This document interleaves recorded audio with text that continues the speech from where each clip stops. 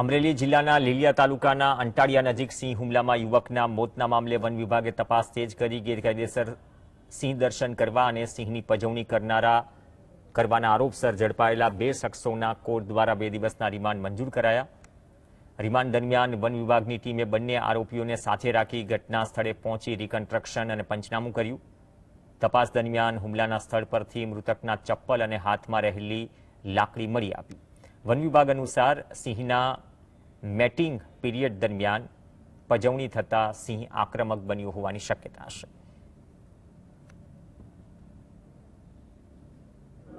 Revenue વિસ્તારની અંદર જે ઘટના બની છે તેની અંદર એક વ્યક્તિનું મૃત્યુ થયું છે અને બે આરોપીને અમે પકડેલા છે, જે અન્વયે અમને આજે અત્યારે કોર્ટમાં હાજર કરેલા હતા, જેમાં કોર્ટ દ્વારા 2 દિવસના રિમાન્ડ આપવામાં આવેલ છે।